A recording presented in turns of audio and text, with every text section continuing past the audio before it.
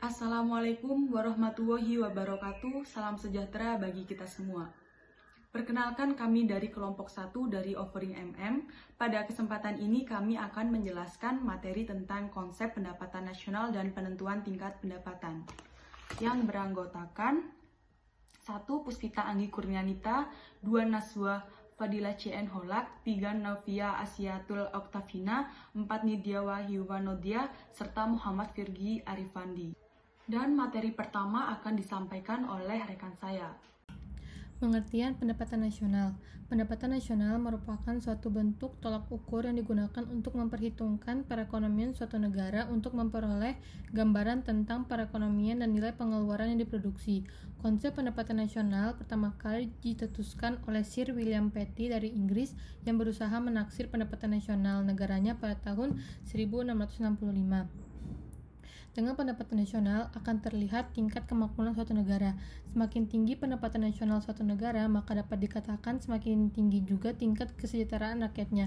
Namun sesungguhnya pendapatan nasional suatu negara tidak dapat sepenuhnya dijadikan sebagai indikator naiknya tingkat kesejahteraan rakyat di suatu negara. Sebagai contoh, meskipun pendapatan nasional Indonesia pada tahun 2010 naik dari tahun sebelumnya, tetapi tetap saja masih sangat banyak rakyat Indonesia yang sampai saat ini hidup di bawah garis kemiskinan. Pengertian pendapatan nasional dapat dilihat melalui 3 pendekatan. Pendekatan yang pertama yaitu pendekatan produksi.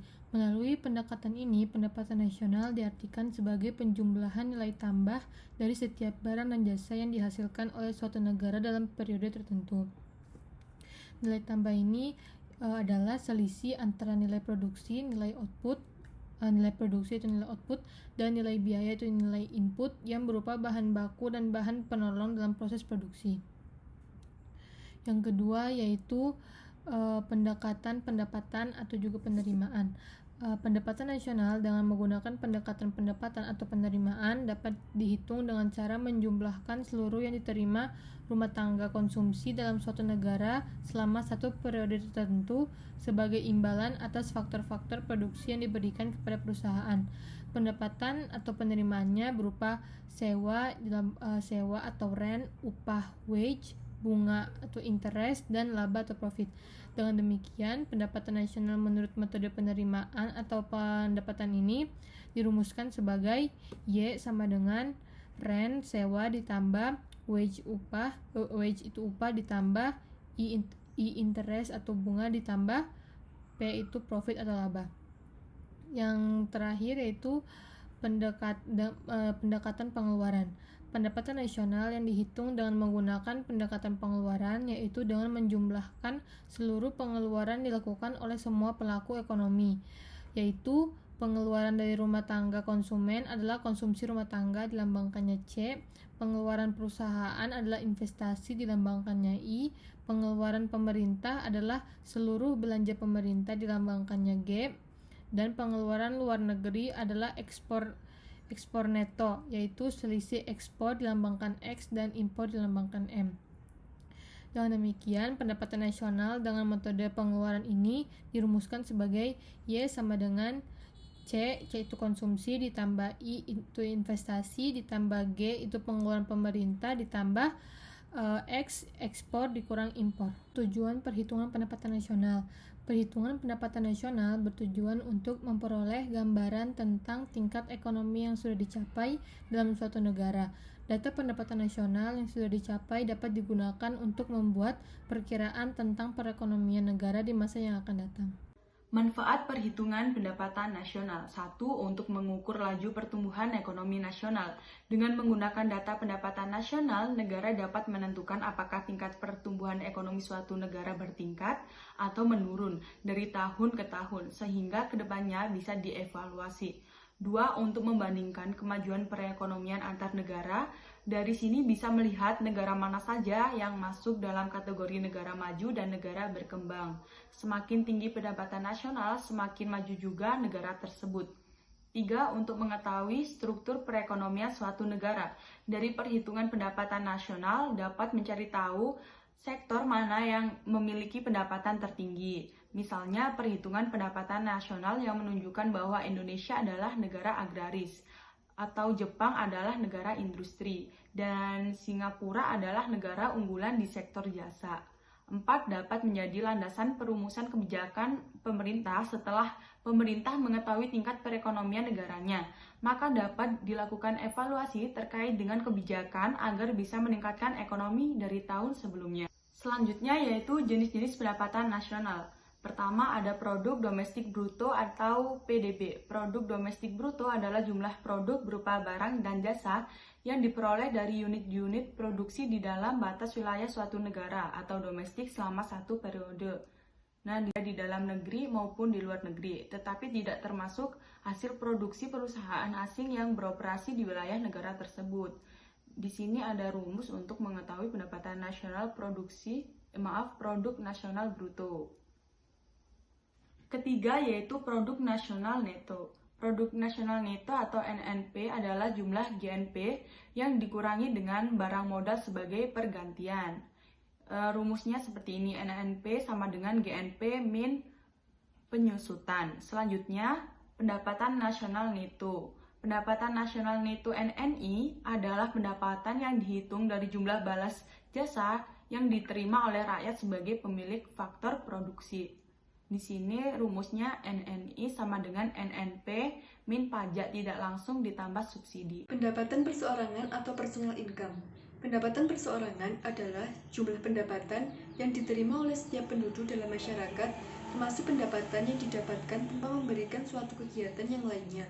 Dengan rumus PI sama dengan NNI plus transfer payment dikurangi iuran sosial plus asuransi plus laba ditahan plus pajak perseroan. Berikutnya, pendapatan yang siap dibelanjakan atau disposable income. Pendapatan yang siap dibelanjakan atau disposable income adalah pendapatan yang siap untuk dibelanjakan serta dimanfaatkan yang diperoleh dari personal income setelah dikurangi dengan pajak langsung. Dengan rumus DI sama dengan PI dikurangi pajak langsung. Faktor yang mempengaruhi pendapatan nasional. Yang pertama, permintaan dan penawaran agregat. Permintaan agregat adalah suatu daftar keseluruhan barang dan jasa yang akan dibeli oleh sektor perekonomian pada berbagai tingkatan harga. Yang kedua, konsumsi dan tabungan. Konsumsi adalah pengeluaran total untuk memperoleh barang dan jasa dalam suatu perekonomian, serta tabungan merupakan bagian dari pendapatan yang tidak dikeluarkan untuk konsumsi. Selanjutnya, investasi.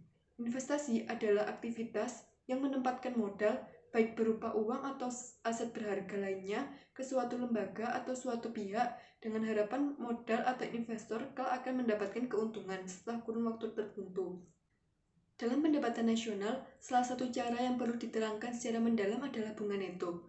Bunga neto adalah jumlah bunga yang dibayar dalam perekonomian dalam waktu kurun tertentu dikurangi dengan bunga atas pinjaman pemerintah dan bunga ke atas pinjaman konsumen. Berikut konsep penting dalam perhitungan pendapatan nasional. Yang pertama, pendapatan pribadi, yaitu keseluruhan jumlah pendapatan yang diterima oleh semua rumah tangga dalam suatu perekonomian yang diperoleh dari menyediakan faktor-faktor produksi untuk digunakan dalam kegiatan yang menghasilkan pendapatan nasional. Dari pembayaran pindahan, yaitu pendapatan yang diperoleh bukan dari penyediaan faktor-faktor produksi yang dimiliki, contohnya pensiun dan beasiswa. Kemudian pendapatan disposable, yaitu pendapatan rumah tangga yang dapat digunakan untuk perbelanjaan. Pendapatan disposable nilainya adalah sama dengan pendapatan individu setelah dikurangi dengan pajak pendapatan. Selanjutnya yaitu masalah yang dihadapi saat menghitung pendapatan nasional.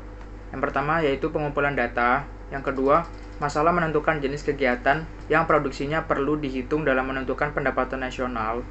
Yang ketiga yaitu masalah perhitungan dua kali. Yang keempat, masalah menentukan harga barang. Yang kelima yaitu masalah kenaikan harga dan perubahan kualiti barang yang perlu dipertimbangkan. Selanjutnya yaitu kegunaan utama data nasional. Yang pertama yaitu untuk menentukan prestasi kegiatan ekonomi pada suatu waktu tertentu. Yang kedua yaitu menentukan tingkat pertumbuhan ekonomi. Yang ketiga yaitu untuk menunjukkan peranan sektor dalam perekonomian dan peranan berbagai komponen pengeluaran agregat untuk menentukan perubahan struktur ekonomi yang berlaku dalam suatu periode tertentu dan untuk menggambarkan taraf kemakmuran masyarakat dan perubahan-perubahan dari waktu ke waktu. Kemudian yang terakhir untuk menyediakan data untuk meramal kegiatan ekonomi di tahun berikutnya dan merencanakan perkembangan ekonomi di masa mendatang. Penentuan tingkat kegiatan ekonomi. Pandangan ahli ekonomi klasik. Dalam suatu perekonomian yang diatur oleh mekanisme pasar, tingkat penggunaan tenaga kerja penuh akan selalu tercapai. Pandangan ini didasarkan kepada keyakinan bahwa perekonomian ini akan terdapat kekurangan permintaan. Nah, kemudian aliran pendapatan dalam sektor ekonomi subsisten.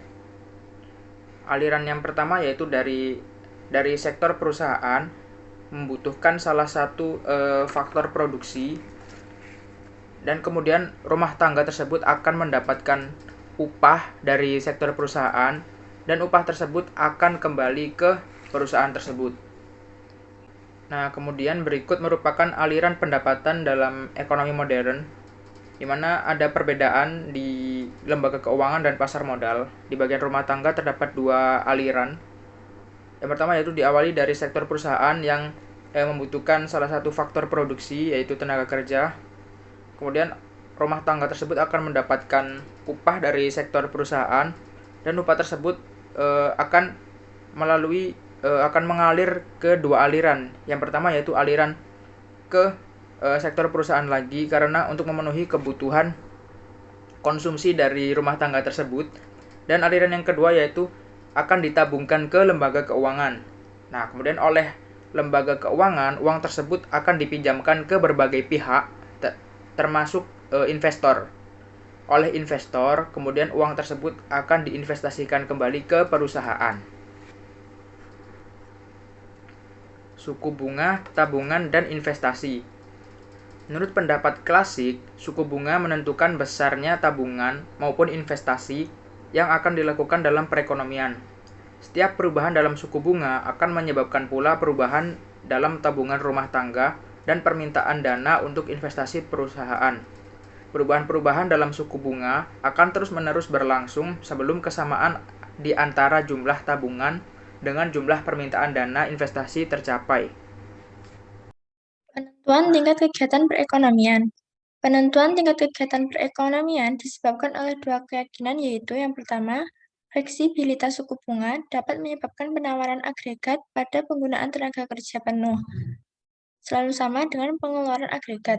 Dan yang kedua, fleksibilitas tingkat upah akan menyebabkan keuntungan maksimum akan dicapai apabila semua tenaga kerja digunakan.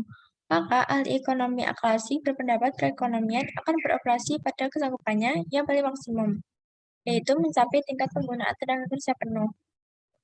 Dengan demikian, tingkat kegiatan ekonomi negara akan ditentukan oleh A. Jumlah barang yang tersedia dan digunakan dalam perekonomian, B. Jumlah dan kualitas tenaga kerja yang tersedia dalam perekonomian, C.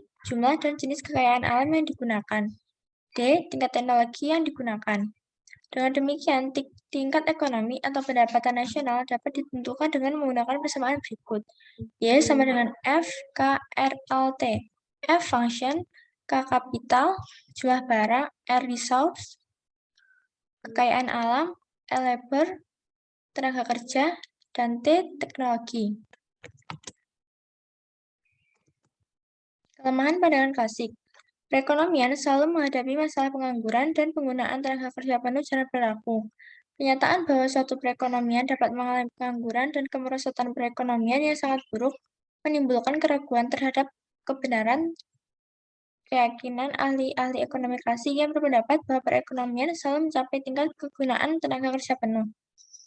Kritik Keynes terhadap pandangan klasik. Keynes berpendapat bahwa tabungan bunga ditentukan oleh suku bunga, tetapi oleh tingkat pendapatan masyarakat. Makin tinggi pendapatan, makin tinggi pula tabungan. Kemudian, suku bunga ditentukan oleh permintaan dan penawaran uang. Walaupun terdapat banyak pengangguran, tingkat upah tidak akan turun dan pengangguran akan tetap terwujud. Menurut Keynes, pendapat nasional bukan faktor-faktor produksi yang tersedia, tetapi oleh pengeluaran agregat yang wujud dalam ekonomi selalu kurang dari pendapatan nasional potensial, dan menyebabkan pengangguran akan selalu terwujud. Golongan monetaris. Kecenderungan dalam pemikiran ekonomi yang menekankan peran pemerintah dalam mengendalikan jumlah uang beredar. Golongan ekspektasi rasional. Semua pelaku kegiatan ekonomi bertindak secara rasional, mengetahui seluk-beluk kegiatan ekonomi, dan mempunyai informasi yang lengkap mengenai peristiwa-peristiwa dalam perekonomian. Ekonomi segi penawaran bertujuan untuk mempertinggi efisiensi kegiatan perusahaan sehingga kegiatan ekonomi dapat ditingkatkan. Pendapatan real dan kesempatan kerja bertambah dan tingkat harga dapat distabilkan. Golongan Keynes baru. Pada dasarnya, mereka belum dapat menerima kritik golongan ekspektasi rasional yang berkeyakinan sistem pasaran adalah sempurna dan dapat dengan sendirinya membuat penyesuaian sehingga perekonomian cenderung akan mencapai kesempatan kerja penuh. Sekian presentasi dari kami. Akhir kata, wassalamualaikum warahmatullahi wabarakatuh.